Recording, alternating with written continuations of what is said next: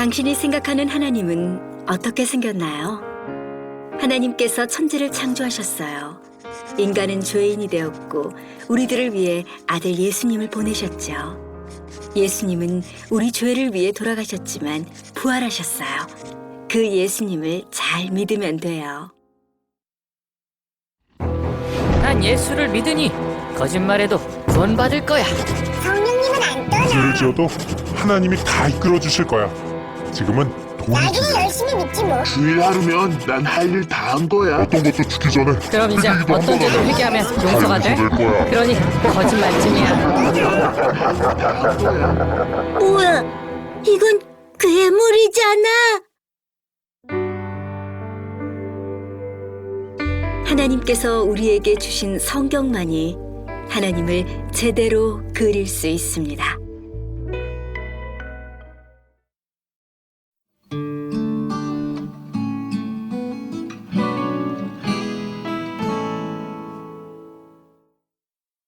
살면서 우리는 몇 번씩 1년에 몇 번씩은 남의 집에 한번 초대를 가봅니다.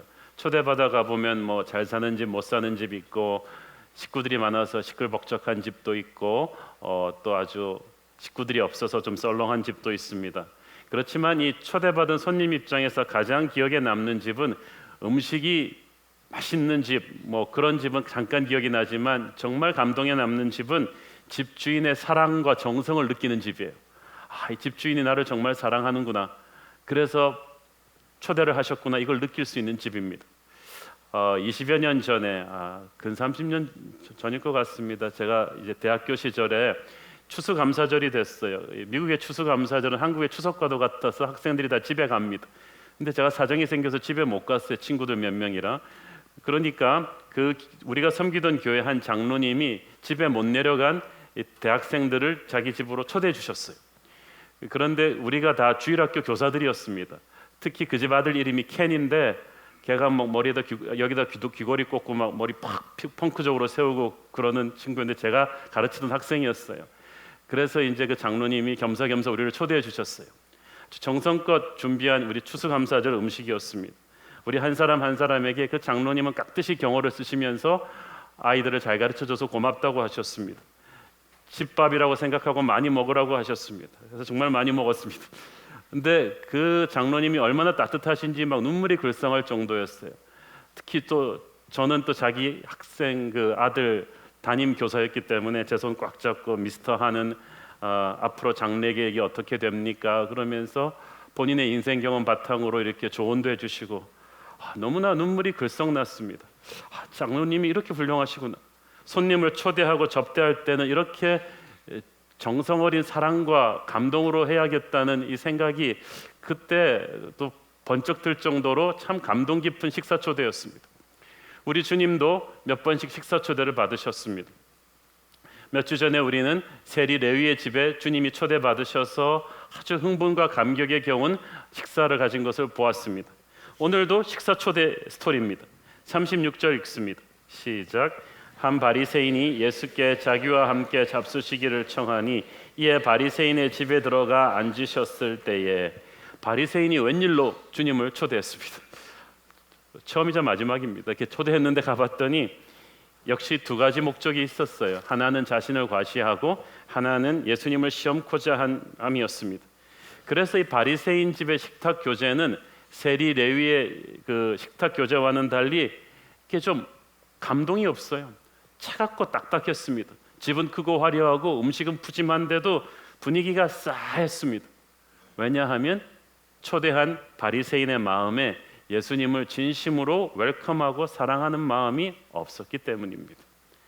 교회가 건물이 좋고 아주 교인들이 화려하고 그래도요, 그 교인들의 마음에 주님을 가슴속으로 웰컴하는 뜨거운 사랑이 없으면요, 그 교회 예배 굉장히 썰렁합니다. 지금 바리새인 집 식사 분위기가 그렇습니다. 37절 읽습니다. 시작. 그 동네에 죄를 지은 한 여자가 있어 예수께서 바리새인의 집에 앉아 계심을 알고 향유 담은 옥합을 가지고 와서, 여기서 그 동네는 가버나움입니다. 죄를 지은 한 여자란 것은 창녀에 대한 그 당시 유대인들의 통속적인 표현입니다. 바리새인은 이스라엘의 종교적인 선생 랍비입니다. 보통 사람들이 가까이 할 수가 없습니다. 특별히 이 랍비들의 규정에 의하면은 여인들이 랍비에게는 2m 이상 가까이 못 갑니다. 특별히 죄 많은 여자의 경우는 더했습니다. 이렇게 창녀 같은 여자들은 만지면 사람이 부정해진다 그래서 요즘 역병 환자 보듯이 그렇게 사람들이 싫어했던 여자입니다. 그런데 그런 여자가 바리새인의 집에 출입하기가 얼마나 힘들었을까요?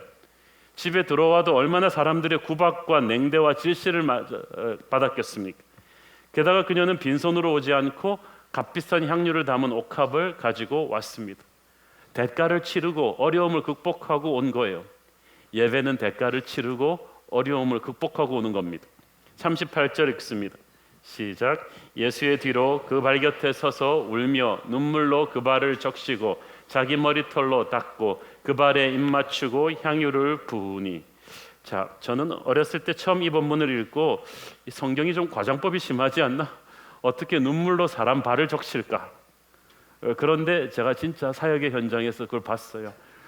이따가 설교 뒷부분에 말씀드릴게요. 이 여인이 그 주님의 발등에 수도꼭지처럼 눈물을 쏟아놓고 그걸 또 자기 머리털로 닦아냈습니다. 긴 머리털이었어요. 이스라엘에서는 머리털을 인간 생명력의 한 상징으로 여겼습니다. 여인의 머리는 그녀의 영광이라고 했습니다.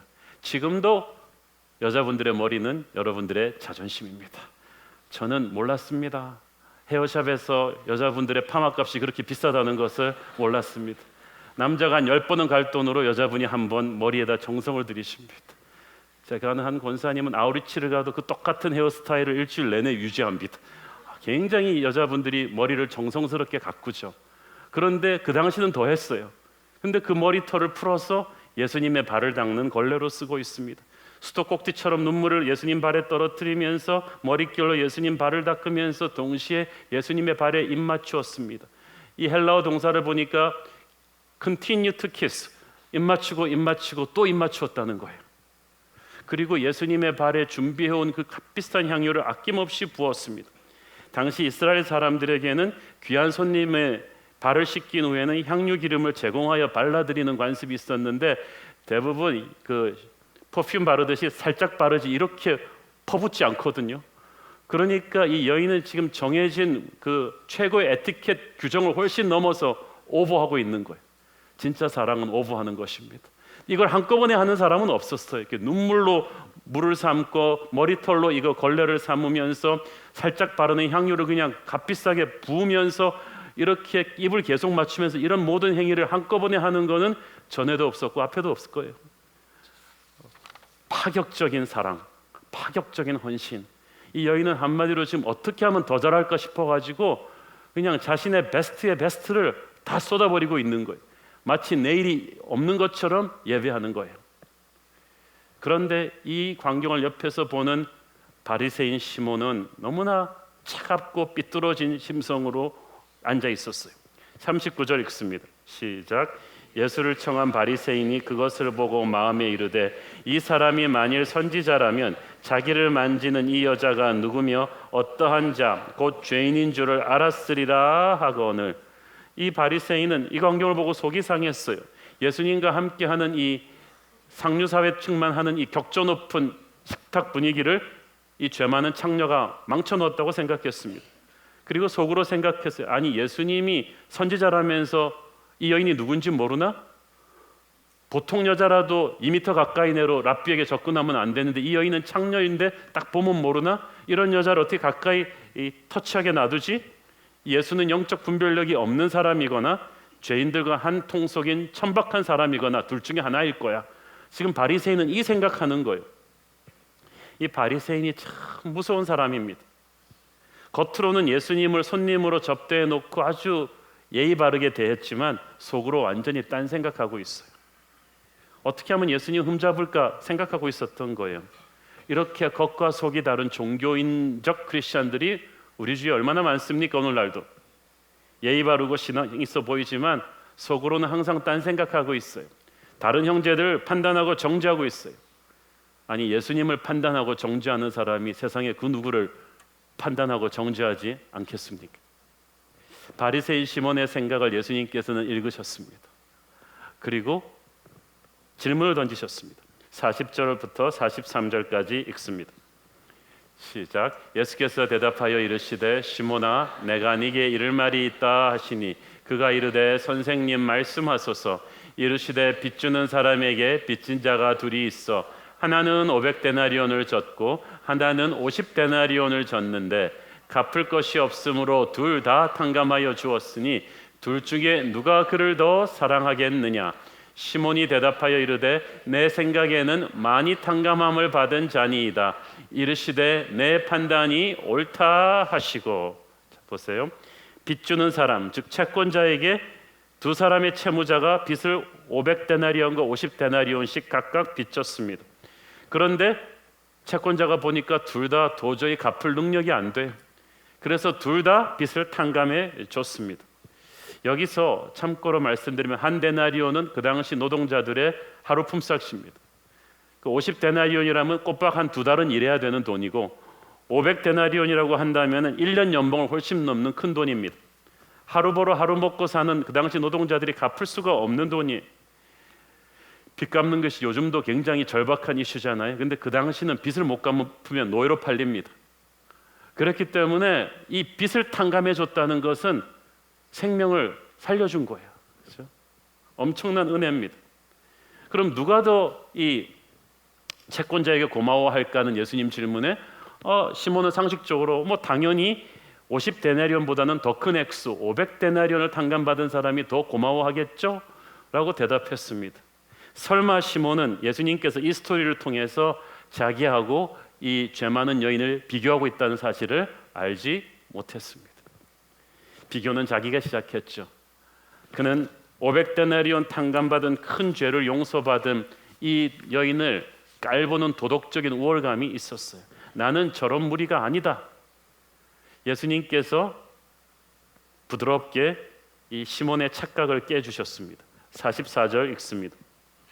시작. 그 여자를 돌아보시며 시몬에게 이르시되 이 여자를 보느냐?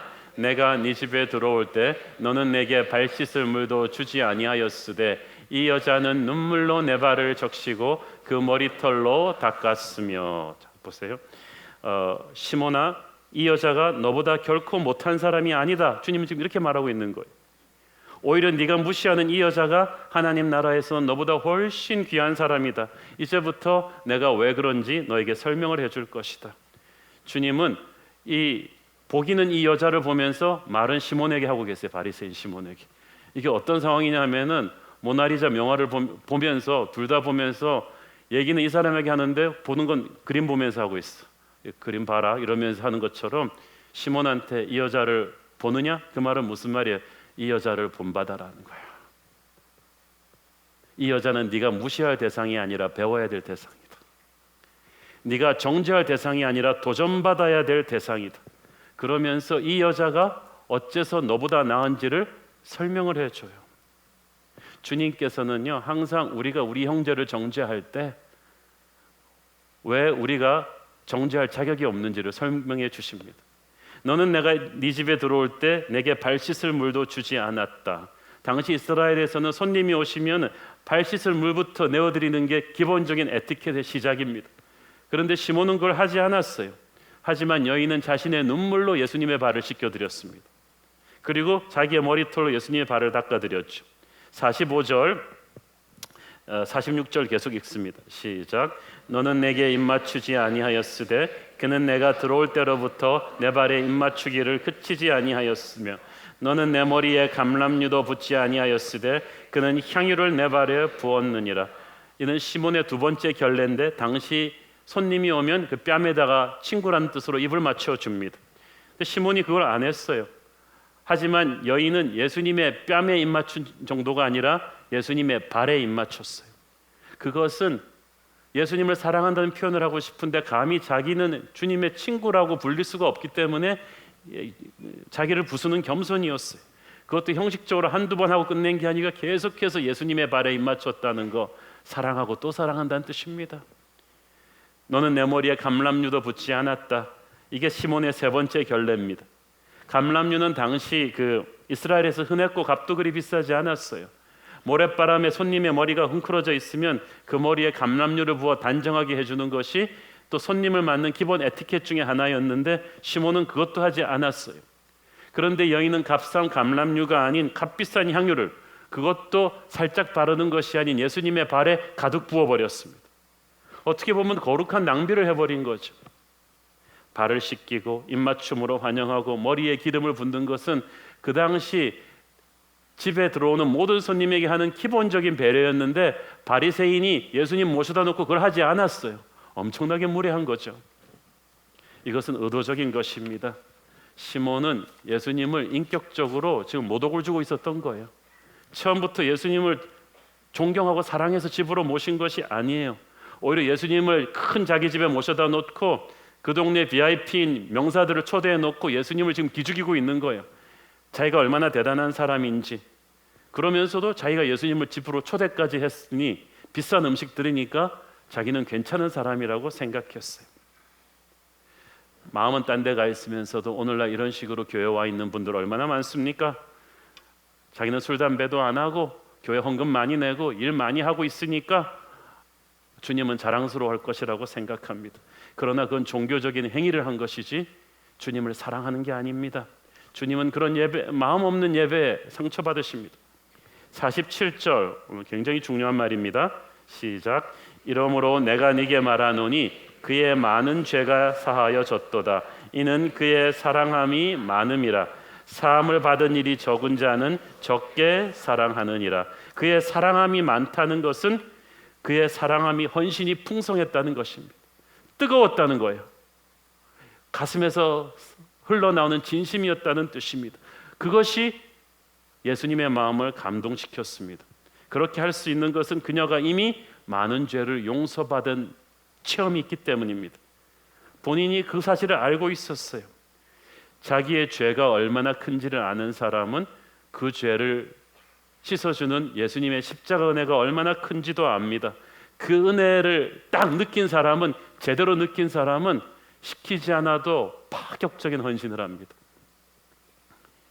자기를 용서해주고 사랑해주신 주님께는 못해드릴 게 없어요. 우리는 보통 예배란 하나님께 은혜를 받는 거라고 생각합니다. 물론 은혜를 받죠. 그렇지만 예배의 완성은 하나님께서 주시는 그 놀라운 은혜에 내가 가진 모든 것을 감동으로 쏟아놓는 거예요. 화답하는 거예요. 예배의 마침표는 헌신입니다. 십자가 보혈의 은혜는 하나님의 베스트입니다. 내게 주신 하나님의 베스트에 감동해서 나도 내게 있는 베스트를 정신없이 쏟아내서 화답하는 것, 이것이 바로 예배고 헌신입니다. 물론 우리의 최고를 드려도 주님 은혜 다 갚을 수는 없죠. 그렇지만 우리의 고마운 마음을 표현하는 거예요. 예배는, 헌신은 거룩한 낭비예요. 계산기 두드리면서 시계 보면서 하는 게 아니에요. 뭐 저렇게까지 할 정도로 오버하는 거예요. 진짜 사랑은 오버하는 것입니다. 진짜 사랑하는 사람이랑 데이트하면서 시계 자꾸 보고 있다면 그거는 사랑하는 게 아니에요. 우리는 아이들 교육에 정말 시간과 돈을 아낌없이 쏟아붓죠. 우리 한국 사람들. 그러나 하나님께 예배하면서 허리가 휠 정도로 옥합을 깨본 적이 있습니까? 우리 아이들 교육에는 우리는 모두 옥합을 깨는 부모들입니다. 그런데 주님한테 드릴 때는 옥합을 깨지 않아요. 스프레이로 잠깐 뿌립니다. 조금만 무리하면 다들 엄살을 떨어요. 지난주에 사역을 너무 많이 했나 봐. 1부 안내만 하면 되는데 2부 안내도 사람이 없어서 내가 또 했네. 허리 아파. 주께서 이걸 보셔야 되는데. 지난주에 내가 실수로 헌금을 너무 많이 했나 봐. 이거 너무 무리한 것 같아. 어쩌면 좋지? 하나님께서는 오버해서 우리를 사랑하셨습니다. 예수님의 십자가 사랑은 이성적으로 이해할 수 있는 게 아니에요. 그러므로 예배란 단순히 은혜 받는 자리가 아니라 받은 은혜에 화답하는 자리입니다. 그 자기가 받은 은혜를 절절히 느끼고 있는 사람은 평생 빚진 자의 심정으로 주님께 헌신합니다. 그래서 그 사람은요, 아무리 많이 주님께 드려도 불평이 없어요. 은혜를 알기 때문이죠. 하나님의 은혜를 체험하지 못하는 사람은 항상 형제를 비난하고 평가합니다. 그러니까 보세요. 가인은요, 왜 아벨을 죽였습니까? 자기의 제사를 하나님이 안 받으시고 아벨의 제사를 받으시니까 화난 거예요. 똑같이 지금 이 바리새인 시몬이 예수님에게 화내고 있는 거예요. 어떻게 이 여인의 이 헌신을 받고 있느냐는 거예요. 그러나 하나님은 가식적인 종교적인 행위로 무장한 사람의 화려한 헌신보다 가슴속 깊은 곳에서 절절한 은혜의 보답으로 무릎 꿇고 있는 이 여인을 기쁘게 받으십니다.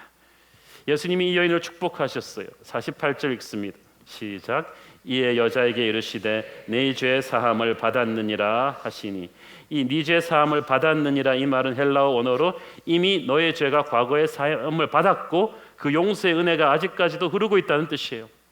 그럼에도 불구하고 주님이 이것을 선포해 주신 것은 이 마을에서 그녀에게 쓰여져 있는 죄인이라는 굴레를 지금 벗겨주시는 것입니다. 확인을 해준 거예요. 이 여인의 죄사함을 받았으니 누구도 함부로 대해서는 안 된다고 말씀하시는 거예요. 여기서 중요한 것은 바리새인과 여인 둘 중에 누가 더 큰 죄를 지었느냐가 하나님한테는 문제가 아니라는 거예요. 억만장자한테는요, 자기한테 뭐 100만 원 빚진 사람이나 1000만 원 빚진 사람이 다 똑같습니다. 둘 다 갚을 능력이 없는데 둘 다 용서해 준 거예요. 핵심은 누가 여기에 대한 고마움이 있느냐, 누가 자신의 죄를 더 깨닫고 있느냐 하는 거예요. 여자의 죄는 보이는 죄지만 바리새인의 죄는 보이지 않습니다. 그래서 자기는 죄인이 아니라는 착각을 해요. 용서는 하나님의 선물이에요. 예수의 보혈로 용서의 값을 치러줬어요. 이 여인이 그걸 알고 파격적인 헌신을 하는 거예요. 가난한 여인이 자신의 모든 것을 쏟아서 향유로 바꾸어서 옥합에 담아서 예수님 발 앞에 깨버렸습니다. 은혜를 제대로 체험하면 헌신이 파격적입니다. 그러면서 자기가 그거 파격적이라고 생각하지도 않아요. 너무 좋아서, 너무 감사해서. 그런데 바리새인은 자기가 용서받을 게 별로 없다고 생각하니까 은혜를 감사하지 않아요. 그러니까 차가운 종교인으로 남았어요. 예수님이 바로 앞에서 은혜를 주고 있는 이 은혜의 자리에 있으면서도 은혜를 받지 못하고 있어요. 이것이 차가운 종교인에게 주는 가장 무서운 벌입니다. 남들은 다 은혜 받는데 이 사람만 은혜 못 받고 있어요. 남들은 다 예배의 감격으로 거듭나고 있는데 이 사람의 가슴에는 메마름이 있는 거예요. 강팍한 영혼에게 주는 하나님의 벌이에요. 저는 오늘 여러분의 가슴에 영적인 메마름이 없기를 바랍니다. 예수의 보혈에 대한 감격과 감사가 있기를 바랍니다. 49절 읽습니다. 시작. 함께 앉아 있는 자들이 속으로 말하되 이가 누구이기에 죄도 사하는가 하노라. 사람들은 오직 하나님만이 죄사함을 베풀 수 있는데 어떻게 이 사람이 죄사한다고 말할 수 있지? 예수님이 하나님이시니까. 그래서 오직 예수님의 십자가 보혈만이 이 죄 문제를 해결할 수가 있으니까. 네 죄가 사함을 받았느니라 주님께서 이 선포를 하는 그 순간에 영적인 세계에서는 마귀가 떠난 거예요. 이 여인을 묶고 있던 어둠의 권세가 힘을 잃고 다 떨어져 버리는 것입니다. 세상 사람이 뭐라 말하든 상관없어요. 오늘 주님께서 선포하시는 게 중요합니다. 오늘 우리 주님께서 내 죄 사함을 받았다고 하십니다. 나사렛 예수의 이름으로 씻김을 받았다고 하십니다. 그 사실을 믿으라고 하십니다. 마귀가 떠날 것입니다. 기쁨과 자유의 시작입니다. 예수님께서 여자에게 계속 말씀하십니다. 50절 읽습니다. 시작. 예수께서 여자에게 이르시되 내 믿음이 너를 구원하였으니 평안히 가라 하시니라. 여인은 눈물과 향유로 구원받은 게 아니에요. 그건 구원의 결과지 도구가 아닙니다. 예수님은 그녀의 믿음이 너를 구원하였다고 하십니다. 그 말은 무슨 말이에요? 이미 과거 어느 시점에서 네가 복음을 듣고 예수님의 십자가 보혈을 믿은 거예요. 그것을 예수님이 지금 선포해 주신 것입니다. 여인은 이미 예수님의 설교를 과거에 듣고 은혜로 거듭났어요. 그리고 나서 그 구원의 감격을 가슴에 가득 담고 살다가 어느 날 주님께서 자기 동네 바리새인의 집에 오신다는 얘기를 들었어요. 허겁지겁 거의 전재산을 가깝게 팔아서 자기가 드릴 수 있는 최고 값비싼 향유를 옥합에 담아서 달려간 거예요. 그녀는 이미 받은 구원의 감격을 하나님이 예수님이 지나가시는 그 타이밍에 딱 터뜨린 거죠. 여러분, 항상 주님에게 드릴 수 있는 게 아닙니다. 항상 주님에게 헌신할 수 있는 게 아니에요. 때가 있어요. 은혜는 이 헌신은 그 때를 놓치지 않고 딱 쏟아붓는 것입니다. 진짜 헌신하는 사람은요 미루지 않아요. 나 은퇴하고 할게요. 나 안정좀 되면 그런 말 없어요. 그건 사랑하지 않는다는 뜻이에요. 그거는 예수님의 십자가 은혜가 내게 리얼하지 않다는 거예요. 나 시간 좀 생기면 할게요. 그건 다 거짓말이에요. 여러분, 시간 없어서 청년들 연애 못합니까? 사랑하는 사람이 안 생겨서 못하지. 사랑하면 쏟아내는 거예요. 미루지 않아요. 주님의 십자가가 오면 세상과 나는 간 곳이 없어요. 그냥 딱 붙잡고 주님에게 달려가서 옥합을 깨는 거예요. 주님께서 그 마음을 아시고 모든 사람 앞에서 이 여자를 세워주신 거예요. 네가 구원받은 게 확실하구나. 내가 갈보리 십자가 보혈로 너의 죄값을 치렀구나. 네가 그 사실을 의심하지 않고 믿었으니 너는 축복된 자녀다. 네가 그 감격으로 나를 이렇게 섬겨주니까 내가 참으로 고맙구나. 너는 구원을 받은 백성이야. 내가 너를 지킬 거야. 내가 너를 보배롭고 존귀하게 여길 거야. 아무도 너를 손대지 못할 거야. 어둠의 권세가 너를 터치하지 못할 거야. 내가 너와 함께 할 거야. 이 선포를 주님이 해주시는 거예요. 여러분, 주님께 헌신하는 사람은 이 주님의 위로와 격려를 귀로 들어요. 마음으로 들어요. 그러니까 사람의 칭찬이 필요가 없어요. 교회에서 헌신하면서 사람들이 나를 안 알아준다고 하는 사람은 이게 없는 사람이에요. 그런데 사람들의 소리 필요 없어요. 저는 설교 잘했다는 여러분의 칭찬 안 들어도 괜찮나요? 우리 주님께서 너가 한홍이가 너가 죄인을 구원해 준 그 은혜에 감격해서 허리가 휘도록 그냥 하는 거예요. 열심히. 그러면 주님께서 고맙구나. 네가 십자가 구원의 감격을 이렇게 표현해 주니 고맙구나. 충성된 종아. 이 음성을 들으면 그냥 깜빡 가는 거예요. 사람들의 칭찬이 필요 없어요. 그러니까 어떤 사람이 파격적인 헌신을 하고 있다. 분명히 그 뿌리에 이 사람이 체험한 구원의 감격이 있어요. 그 구원의 감격이 크니까 이 사람은 남이 안 알아줘도 괜찮아요. 옥합을 깨는 거예요. 여러분의 베스트를 여러분이 지금 드리고 있는지 없는지 여러분과 하나님만 알죠. 주님께서 말씀하십니다. 평안히 가라. 이것은 하나님께서 너의 미래에 빌어주는 축복과 보호하심의 샬롬이에요. 하나님께서 너를 지키기를 원하고 너의 미래를 책임져 주실 것이다 라는 예수님의 축복이에요. 바리새인은 이 여인의 죄 많은 과거를 주목했습니다. 그렇지만 예수님은 용서받은 이 여인의 축복된 미래를 주목하셨어요. 이제 아무도 너를 정죄하지 못할 것이다. 기독교는 미래지향적인 거예요. 과거를 묻지 않아요. 이전 것은 지나갔으니 보라 새 것이 되었도다. 참으로 주님은 좋으신 분입니다. 여러분은 처음 예수님을 믿고 구원받은 때를 기억하십니까? 교회 오래 다니셔서 은혜의 감격이 식은 분들 한번 생각해 보세요. 우리 목사님들, 장로님들, 권사님들, 집사님들 처음 예수 믿었던 때를 생각해 보십시오.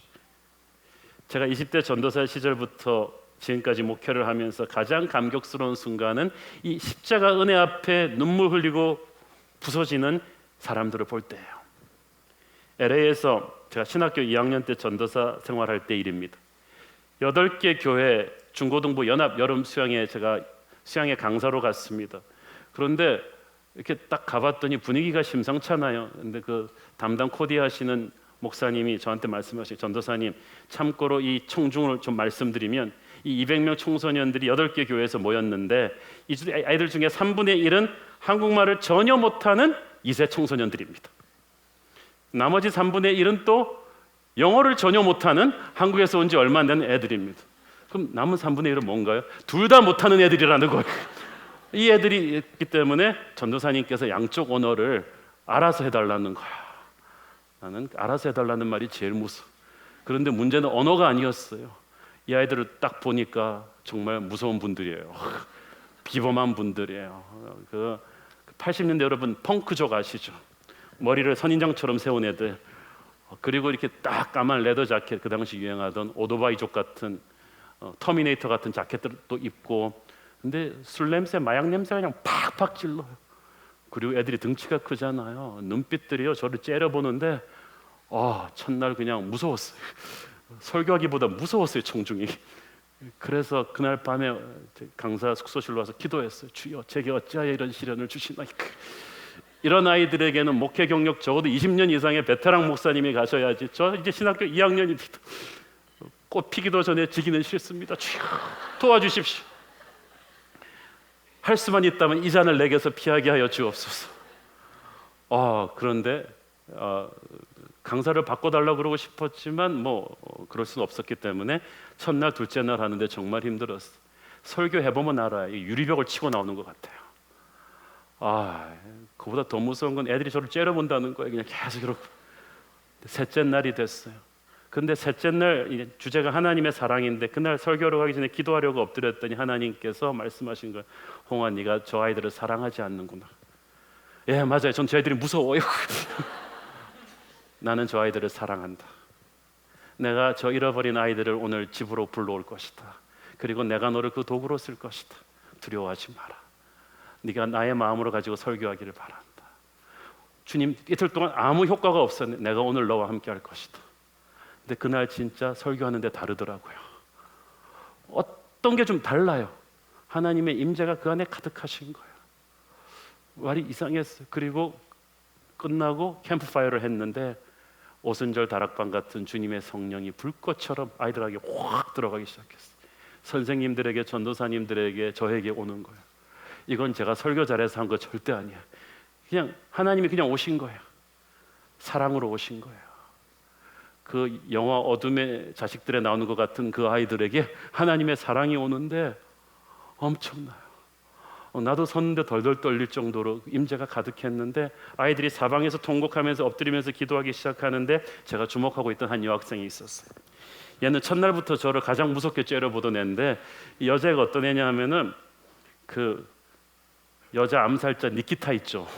그런 인상을 가진 애. 아주 눈빛이 아주 날카롭고 그 딱 이 범상치 않은 애. 애들이 다 벌벌 떨면서 걔를 모시고 다녀요. 아마 일진 중에 일진이 아니었을까 생각합니다. 그런데 그 아이가 무릎을 꿇고 철철철 우는 거예요. 제가 가서 그 하나님의 감동으로 그 아이 어깨에 손을 얹으니까 이제 기도하려고 그러니까 이 아이가 얼굴을 딱 들어서 저를 보더니 선생님, 얘가 교회 다니지 처음이에요. 이게 전도사 목사 몰라요. 선생님, 하나님도 제 죄는 용서 못할 거예요. 선생님이 뉴스로 보던 거 제가 다 했습니다. 하나님이 제 죄는 용서 못할 겁니다. 그래서 제가 대답해 줬습니다. 애야, 하나님이 용서 못할 만큼 큰 죄를 지은 사람은 이 세상에 아무도 없다.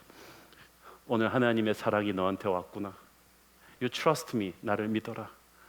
Jesus loves you. 예수님이 너를 사랑하고 오늘 네 죄를 눈과 같이 이게 씻을 것이다. 이 아이의 손을 잡고 영접 기도를 시키는데 아까 제가 말씀드렸죠. 옛날에 제가 체험하기 전에는 인간의 눈물이 사람의 발등을 적실 정도로 될 거라고 생각을, 그날 손등으로 애 눈물이 떨어지는데 수도꼭지 틀어놓은 것 같아요. 쫙 떨어지는데 너무나 아름다운 눈물이었어요. 이 아이를 영접 기도를 시키고 하늘을 보는데 하나님의 사랑이 가득한 거예요. What a night. 하나님께서 함께 하셨어요. 그 다음날 아침에 굉장히 예쁘고 해맑은 여학생이 저를 찾아왔어요. 그래서 난 못 알아보고 누구십니까? 걔예요. 근데 그 아이가 전날까지는요 눈에 시커멓게 화장하고 머리를 그냥 딱 세우고 얼굴을 하얗게 바르고 껌을 짝짝 씹던 담배 냄새 물씬 나던 무서운 애였는데 와, 그 얼굴에서 도끼가 다 빠진 거야. 그리고 머리에 힘 빼고 화장 다 지우고 왔는데 하나님의 영광이 그 얼굴에서 나네요. 하나님의 사랑이 가득한 거예요. 이 아이가 그렇게 무섭던 애가 수줍게 웃으면서 나를 보더니 냅킨 한 장을 딱 손에 쥐어주고 가버렸어. 음식은 없고 냅킨만 왔어요. 그래서 보니까 냅킨에 쓴 편지예요. 종이가 없어갖고 썼는데 곳곳에 눈물방울이 떨어져 있어요. 이 아이가 보니까 이민 온 지 한 4, 5년 됐는데 인종차별도 많이 당하고 집에 부모도 막 사이가 안 좋고 그러다 보니까 막 거리에 청소년이 돼서 사는 거예요. 증오로 점철돼 있었어요. 저는 교회가 처음입니다. 선생님, 세상이 싫었고 부모가 싫었고 미국이 싫었고 살기가 싫었습니다. 4년간 줄담배를 피워왔고 끊을 수가 없었는데 선생님 설교 듣는 오늘 밤에 하나님이 제게 오셨습니다. 어젯밤의 죄를 예수님이 십자가 보혈로 씻어주셨다고 하셨습니다. 너무 기쁩니다. 참고로 저한테 그 라이터도 하나 넣었습니다. 이제 담배 안 피웁니다. 저도 커서 언젠가는 선생님처럼 하나님의 사랑을 다른 사람들에게 전해주는 사람이 되겠습니다. 저는 그 냅킨 편지를, 눈물방울이 떨어진 냅킨 편지를 들으면서 우리 주님의 사랑이 얼마나 큰가를 깨달았습니다. 그 편지 제가 한 7년은 설교 노트에 넣고 다닌 것 같아요. 수년 후에 그 교회 전도사님한테 그 아이에 대해서 물어봤습니다. 그 아이가 약속대로 완전히 모범생이 돼가지고 파사디나에 있는 아트 칼리지 들어가기 어렵습니다. 거기 들어갔고 본인 약속대로 중고등부 선생님이 됐대요. 저는 오늘도 그 아이를 생각하면 우리 주님이 이 죄 많은 여인을 용서해 주시던 그 은혜가 얼마나 큰 것인지를 기억합니다. 저와 여러분도 다를 바가 없는 죄인들이었는데 오직 주님의 은혜로 구원받았습니다. 여러분이 하고 있는 헌신이 귀찮아지고 불평이 많아지고 자꾸 형제자매를 정죄하기 시작한다면 여러분이 받은 구원의 감격이 식은 거예요. 오늘 싹 잊어버리시고 주님 처음 우리를 구원하던 그때를 생각하십시오. 그 구원의 감격을 회복하십시오. 그러면 우리 주님께서 여러분의 예배를 기쁘게 받으실 것입니다. 기도하겠습니다.